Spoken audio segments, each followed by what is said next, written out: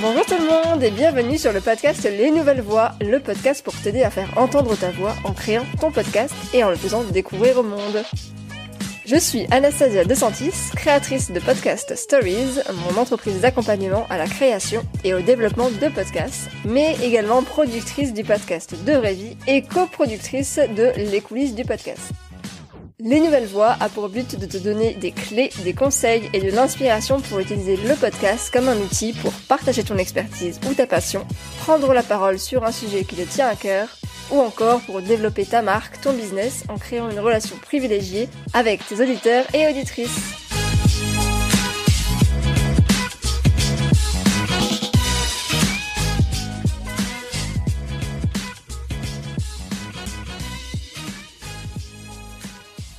Bonjour à toutes et à tous et bienvenue sur Les Nouvelles Voix, je suis ravie de vous retrouver pour un nouvel épisode.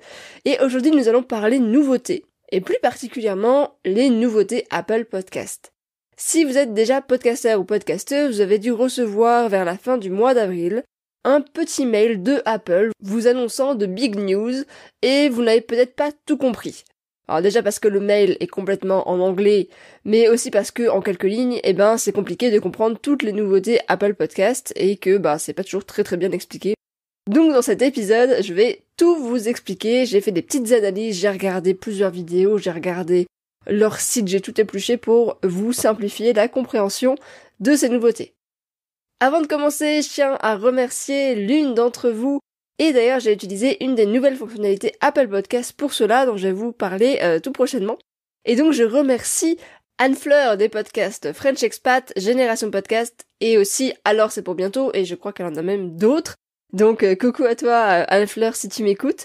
Parce que Anne-Fleur, donc étant aux États-Unis, je ne pouvais pas récupérer depuis l'application Apple Podcast directement son commentaire, et maintenant, c'est le cas. Donc, Anne-Fleur nous dit bravo et merci Anastasia.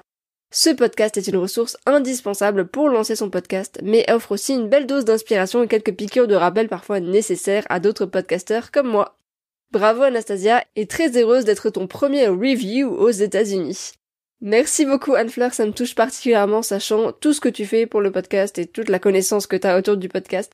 D'ailleurs, je vous invite vraiment à aller écouter son podcast Génération Podcast qui est complémentaire aux Nouvelles Voix, avec aussi des interviews de podcasteurs, mais aussi des recommandations de podcasts et d'épisodes, donc voilà, allez y faire un petit tour. Et c'est parti pour cet épisode, et on commence tout de suite donc avec les annonces, les fameuses annonces d'avril 2021, et je vais vous faire écouter tout de suite un extrait d'une conférence donc qui est sortie en avril, où on voit Tim Cook, donc c'est l'actuel directeur président d'Apple, qui nous parle des nouveautés Apple, et notamment de ces nouveautés sur Apple Podcast. Now let's talk about Apple Podcasts. As you know, Apple helped launch the podcast industry 15 years ago, and we're making the biggest change to Apple Podcasts since its debut. This starts with a newly designed Apple Podcasts app. Every show and episode has a beautiful new page, making it easy to follow, listen, and share. We're also introducing channels to help you find new shows from your favorite creators. And you'll get recommendations for new channels to explore. We're also introducing Apple Podcast subscriptions, which enables you to unlock new content as well as additional benefits like ad-free listening, early access, and much more. So now you can help your favorite podcasters build their business and fuel their creativity. Apple Podcast subscriptions launches in 170 regions and countries next month. These major updates will make listening to podcasts easier and more enjoyable than ever before. Donc voilà, on a quelques petites informations ici et on va essayer de décortiquer tout ça. Donc la première chose à retenir, c'est que l'application Apple Podcast telle qu'on la connaît aujourd'hui va avoir un nouveau design. Alors pour avoir vu des images, il n'y a pas un énorme changement, ils refont pas tout de A à Z, mais c'est quand même bien mieux parce qu'il était temps, clairement, l'application elle est assez vieille et très honnêtement c'est pas la plus simple, c'est pas la plus user-friendly. Donc je sais que moi au début j'ai un peu galéré à comprendre comment est-ce qu'elle fonctionnait alors que une application, tout site web est quand même censé être simplifié pour que logiquement et facilement on comprenne où retrouver les informations, etc. Alors ça, c'est ce qui est prévu, c'est pas encore le cas en France aujourd'hui, je crois que c'est même pas encore sorti aux États-Unis, mais en tout cas c'est ce qui est prévu, et c'est une application qui va miser beaucoup plus sur le design, donc là il va falloir vraiment bien choisir sa cover et s'appliquer pour avoir un design qui va être cohérent et attractif. Et je crois qu'ils vont également miser de plus en plus sur tout ce qui est les métadata, donc les métadonnées, c'est-à-dire qu'il va falloir bien compléter les données pour chaque épisode, donc titre, description, l'année de sortie, les tags, enfin vraiment, voilà, toutes les données qu'il va y avoir autour de chaque émission pour qu'on puisse facilement en fait la retrouver. Autre nouveauté, ça va être la possibilité de créer des channels, donc des chaînes en fait. Donc si vous avez plusieurs podcasts, donc plusieurs ce qu'ils appellent émissions, vous allez pouvoir rassembler sous un même nom en fait tous vos podcasts, donc sous une même chaîne. Et pareil, si plus tard vous avez envie de créer un deuxième, un troisième podcast, et ben vous allez pouvoir avoir en fait une chaîne qui va rassembler tous vos podcasts sous votre même nom. Donc ça c'est super avantageux si vous avez déjà plusieurs podcasts, si vous avez envie d'en créer, ou si vous êtes un studio de création ou que vous travaillez pour plusieurs marques par exemple. Alors ce que je ne sais pas encore, c'est si dans la nouvelle application on va avoir la possibilité de s'abonner à un créateur pour pouvoir suivre en fait toutes les émissions de ce créateur. Donc par exemple moi j'ai De Vraie Vie, j'ai Les Nouvelles Voix, les coulisses du podcast. Est-ce que si on s'abonne à moi, est-ce qu'on va pouvoir voir à chaque fois que je fais une mise à jour, ou faut quand même continuer de s'abonner à chaque podcast individuellement. Bon, ça paraîtrait logique de continuer à devoir s'abonner au podcast parce qu'on n'est pas forcément intéressé par tous les sujets d'un créateur, mais bon, c'est à voir. La grosse news, la grosse nouveauté, c'est une fonctionnalité qui s'appelle Apple Podcast Subscription. C'est un programme qui s'appelle de manière plus globale Apple Podcasters Program, et ce programme contient plusieurs choses, dont cette fonctionnalité qui est l'Apple Podcast Subscription. Et alors, qu'est-ce que c'est cette fonctionnalité ? C'est la possibilité en fait de créer du contenu, donc gratuit comme c'est le cas actuellement, mais aussi payant pour vos auditeurs. Et donc vos auditeurs vont pouvoir s'abonner à vous en vous payant. En fait, vous allez définir X euros par mois, et ces abonnés payants vont pouvoir accéder à du contenu exclusif. Donc pour reprendre, vous avez plusieurs possibilités. Comme c'est le cas actuellement, vous allez pouvoir continuer de créer un contenu qui va être gratuit. Ça change pas. C'est l'offre qui s'appelle Free. Donc gratuit. Vous avez aussi la possibilité de créer du contenu en freemium. Donc le freemium, qu'est-ce que c'est ? C'est créer du contenu gratuit de manière générale, que tout le monde peut accéder, mais aussi avoir du contenu payant. Donc par exemple des bonus exclusifs que uniquement les personnes qui seront abonnées via une souscription mensuelle à votre podcast pourront accéder. Et la dernière option, c'est le contenu payant ou paid. Donc comme son nom l'indique, il s'agit de créer un contenu qui sera exclusivement payant. Donc ça peut être une bonne idée si vous avez par exemple déjà une fanbase ou un podcast, où vous avez déjà des auditeurs, ou vous avez développé une communauté Instagram et que vous avez envie de créer un podcast, mais qui va être vraiment premium, donc où il faudra payer bien sûr pour y accéder. Ça peut être aussi une bonne idée si vous avez déjà un podcast et vous voulez créer une mini-série spéciale, et donc cette mini-série sera payante. J'insiste sur le fait que ces options ne sont disponibles que sur Apple Podcast. Donc c'est-à-dire que vous ne pourrez pas créer un contenu payant et n'importe qui sur n'importe quelle application pourrait y accéder. Là, on est vraiment uniquement sur les possesseurs d'iPhone, donc les personnes qui ont accès à l'application Apple Podcast, qui pourront accéder à ce contenu payant. L'avantage de ça, c'est quand même que les auditeurs pourront souscrire de manière super facile, parce que on sait très bien que quand on a des iPhones, tout est fait pour qu'on puisse payer facilement en un clic. Donc voilà, ça c'est quand même une fonctionnalité qui peut être intéressante si vous avez analysé vos statistiques et que vous vous rendez compte que la plupart, on va dire, de vos auditeurs sont sur Apple, et donc à ce moment-là, vous pouvez envisager de passer par ça pour fournir uniquement à la plupart de vos auditeurs, on va dire, cette possibilité de s'abonner à vous. Et donc combien ça coûte ça ? Parce que oui, c'est pas gratuit, ce n'est pas Apple n'est pas connu pour être dans le don de soi, bien sûr, donc il vous faudra débourser 19,99€ par an, donc c'est pas très très cher. Donc ça c'est pour accéder à l'offre complète, qui va comprendre d'autres choses dont on va parler plus tard. Mais attention, ce n'est pas tout. Donc c'est-à-dire que Apple Podcast prend également une commission sur chaque souscription, et donc il va prendre 30% de commission sur la souscription pour la première année. Donc vous allez percevoir 70% de vos souscriptions. Et ensuite, les années d'après, eh bien, Apple Podcast prend 15% de vos revenus. Voilà, donc faut quand même l'avoir en tête, c'est à peu près 20€, plus 30% de chaque personne qui va s'abonner à vous via cette offre de souscription payante. Le deuxième gros changement, c'est le changement au niveau de la plateforme Apple Podcast Connect. Donc si vous avez déjà un podcast et que vous avez tenté de vous reconnecter la semaine passée ou les semaines passées, donc à partir de fin avril, sur Apple Connect, vous avez certainement dû vous reconnecter. Et remplir un mini formulaire. Donc dans ce mini formulaire, vous allez devoir remplir si vous êtes un indépendant, un particulier ou un business, et vous allez devoir donner en gros un nom à votre compte. Je crois que c'est à peu près tout. Mais ensuite, là, pour ma part, en tout cas, catastrophe, je sais pas si ça vous a fait ça aussi, ça s'est mis à jour, donc il faut que l'application se mette à jour, que on resynchronise vos informations avec la nouvelle plateforme, et donc, pour ma part, cette petite mise à jour a pris quasiment une semaine. Donc pendant une semaine, en fait, à chaque fois que je me connectais à Apple Podcast Connect, eh bien j'avais cet écran qui me disait on est en train de mettre à jour votre profil, je sais pas quoi. Ça peut prendre jusqu'à, je crois que c'était écrit 12h, 9h, 12h, je sais plus. Mais voilà. Et en fait, ça a pris pas du tout 12 heures, mais bien une semaine complète. Donc là, j'ai un peu paniqué, mais heureusement, je n'avais rien à faire dessus. Mais si j'avais, par exemple, l'intention de sortir un podcast cette semaine-là, eh bien, j'étais bloquée. Donc mon conseil, c'est dès aujourd'hui de vous reconnecter à cette plateforme.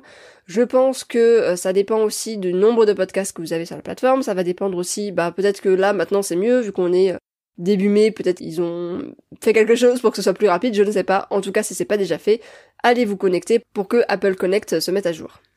Et donc, qui dit mise à jour, dit bien sûr nouvelle plateforme et donc nouvelle fonctionnalité. Donc Apple Podcast Connect s'est refait une beauté aussi, et l'interface là pour le coup me semble beaucoup plus user-friendly, il y a beaucoup plus d'options, c'est un peu plus simple quand même à prendre en main.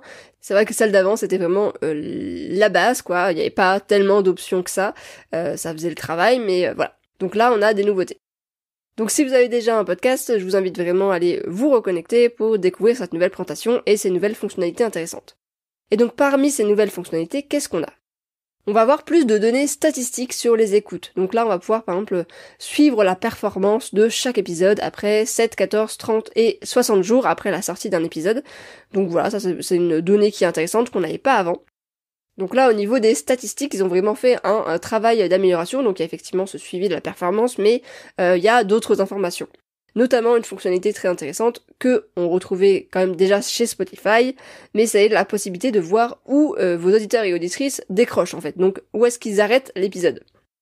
Donc ça c'est très intéressant parce que si vous vous rendez compte que, sur un épisode d'une heure et la plupart des personnes ou 50% décrochent au bout d'une demi-heure, peut-être que votre audience préférerait des épisodes plus courts et que une heure c'est peut-être trop long et du coup ils décident d'arrêter au bout d'une demi-heure. Donc ça peut être une idée, voilà. Pareil, si vous voyez que sur un épisode particulier, je sais pas, il y a une grosse baisse à un moment particulier, peut-être que ça peut être intéressant d'aller écouter ce qui se dit à ce moment-là pour voir si est-ce que c'est polémique, qu'est-ce qui se passe en fait, pourquoi est-ce que les gens décrochent à ce moment-là. Une autre chose encore très intéressante, c'est les notes et commentaires. Donc ça, je vous en parlais en introduction de cet épisode. C'est la possibilité de voir maintenant pour chaque pays les notes et les commentaires par pays. Donc c'est super intéressant parce qu'effectivement vous allez avoir une liste de tous les pays où votre podcast est diffusé et vous allez pouvoir vérifier si vous avez des notes, si vous avez des commentaires et donc retrouver, comme moi j'ai fait pour cet épisode, le commentaire de Anne Fleur qui est aux États-Unis que je ne peux pas voir si moi je me connecte sur mon application de podcast Apple Podcast. Le problème, c'est qu'on ne peut pas voir tous les commentaires et les notes de tous les pays. Il faut donc cliquer individuellement sur chaque pays pour y avoir accès. Donc il y a un peu un travail de fourmi, c'est-à-dire qu'on peut pas avoir un résumé de ce qui se dit dans tous les pays. Autre nouveauté, c'est la possibilité d'ajouter des personnes qui peuvent vous aider sur votre podcast. Donc ça va être avec plusieurs statuts, donc un statut administrateur, un statut juridique, finance, analyste, qui vont pouvoir vous aider à contribuer au podcast. Voilà, donc pourquoi pas, si vous travaillez en team, ça peut être une bonne idée. Donc ça, c'est globalement les petites fonctionnalités principales qui existent. Maintenant, il y a une autre fonctionnalité qui est sortie, c'est une nouveauté qui n'est pas vraiment une nouvelle fonctionnalité puisque ça existait déjà, mais il y a une vraie mise à jour de ce côté-là, c'est au moment de la soumission d'une nouvelle émission, donc d'un nouveau podcast. Donc les changements au moment de la soumission de son podcast vous permettent d'avoir 2 options. La première option, c'est l'option classique qui est fait actuellement et que je vous recommande encore d'utiliser, c'est via un flux RSS d'un hébergeur ou un flux RSS que vous avez créé vous-même. Le plus simple étant bien sûr de passer par un hébergeur. Donc là, le processus de soumission a changé, il est un peu plus compliqué qu'avant, donc il y a plus de données à remplir, il y a plus de choses à vérifier avant de pouvoir soumettre son podcast. Je vous laisserai y jeter un œil pour voir de quoi je veux parler. Mais le fonctionnement reste le même, c'est-à-dire que vous allez héberger vos fichiers sur un hébergeur et vous allez donner ce flux RSS. Et vous avez aussi maintenant la possibilité de créer directement un podcast spécialement sur Apple Podcast. Donc là, vous n'avez pas besoin de flux RSS extérieur, c'est Apple Podcast qui va vous créer ce fameux flux RSS. Par contre, c'est un podcast qui va n'être dispo que sur Apple Podcast, voilà. Alors après, faudra tester, voir si vous pouvez utiliser le flux RSS créé par Apple Podcast. D'ailleurs, je suis en train de me dire que je crois que ce n'est pas un flux RSS, mais simplement un lien vers la plateforme Apple Podcast. A few moments later. Alors oui, donc je viens de vérifier effectivement, ce n'est pas un flux RSS, c'est bien uniquement un lien Apple Podcast. Donc là, vous ne pourrez pas mettre votre podcast sur d'autres plateformes comme Spotify, Deezer, Google, etc. Donc ça peut être intéressant si, vous savez que vous ne voulez être dispo que sur Apple Podcast. Bon, très honnêtement, j'en vois pas trop l'utilité, mais bon, pourquoi pas. Alors ça, ce n'est pas gratuit non plus, c'est dans l'offre de souscription Apple Podcast à 20€ par an. Alors, que faut-il faire selon votre situation? Donc je vous le disais, si vous avez déjà un podcast, la première chose à faire c'est de vous reconnecter sur Apple Podcast Connect pour qu'il puisse tout simplement mettre à jour votre compte avec le nouveau design et les nouvelles fonctionnalités. Et une fois que vous serez connecté, je vous invite tout simplement à vous balader et à découvrir cette nouvelle interface pour voir ce que Apple Podcast vous a réservé, tester des choses, etc. Si vous n'avez pas encore de podcast mais que vous avez prévu de lancer votre podcast prochainement, je vous invite dès aujourd'hui à créer votre compte Apple si vous n'en avez pas encore, parce que vous pouvez utiliser le compte Apple que j'utilisais au quotidien, qui va vous permettre donc de vous connecter à Apple Podcast Connect. Donc si vous avez déjà un compte Apple, vous allez tout simplement vous connecter sur Apple Podcast Connect. Donc là, je ne sais pas s'il y a une histoire de mise à jour, etc., puisque vous n'avez pas encore de compte. Donc le mieux, c'est vraiment de faire ça en amont. Si vous avez prévu de sortir votre podcast, je sais pas, dans 2 semaines, je vous conseille de le faire dès à présent pour pouvoir être sûr d'avoir accès à votre compte et que lorsque vous voudrez soumettre votre podcast, tout sera prêt et vous vous évitez ce stress de ne pas pouvoir vous connecter quand vous le souhaitez. Ensuite, maintenant, vous voulez vous lancer avec le programme Apple Podcasters parce que vous trouvez que c'est intéressant. Donc voilà ce qu'il va falloir que vous fassiez. Donc la première étape, ça va être tout simplement de vous connecter sur Apple Podcast Connect, et si vous n'avez pas de compte Apple, vous pouvez en créer un. Je vous mets les informations dans la description avec les liens pour pouvoir vous en créer un si ce n'est pas le cas. Vous allez ensuite joindre le programme Apple Podcaster Programme directement depuis la page de votre compte sur Apple Podcast Connect. Ensuite, vous suivez les instructions et puis vous allez compléter un accord et valider cet accord, et donc là, payer la souscription de 20€ par an. Et ensuite, il va falloir tout simplement préparer votre compte avec les informations sur la souscription. Donc j'imagine qu'il va falloir déterminer un prix mensuel pour vos auditeurs et bien sûr mettre les fichiers audio pour accéder à ce contenu payant éventuellement. Et la dernière étape, c'est de créer une chaîne. Donc vous allez devoir créer une chaîne avant de pouvoir ajouter apparemment une souscription. Et pour faire ça, c'est assez simple, vous allez sur la page podcast, vous cliquez sur le petit plus, le bouton plus, et puis vous allez cliquer sur nouvelle chaîne. Voilà pour cet épisode, donc quand même pas mal de nouveautés Apple, et comme d'habitude, un petit mail d'Apple ne suffit pas à tout comprendre. Donc pour résumer, il y a vraiment 2 grosses parties. En gros, la première c'est que Apple Podcast s'est refait une beauté, et il y a de nouvelles fonctionnalités qui sont disponibles pour les podcasteurs, et nous allons découvrir très bientôt, je l'espère, la nouvelle application Apple Podcast. Et la deuxième chose, c'est la création de ce fameux programme, donc du programme Apple Podcaster Programme, pour monétiser son podcast via donc du freemium ou la création de contenu exclusif, et dans ce cas qui sera uniquement disponible sur Apple Podcast en payant bien sûr. Voilà, j'espère que cet épisode vous aura aidé à y voir plus clair. Dites-moi sur Instagram si ça vous semble intéressant ce programme, si vous envisagez de le rejoindre ou pas du tout, et si vous avez des questions supplémentaires pour que je puisse faire mes petites recherches et vous répondre. Sur ce, je vous souhaite une très belle journée, soirée ou nuit, et je vous dis à très bientôt pour un nouvel épisode.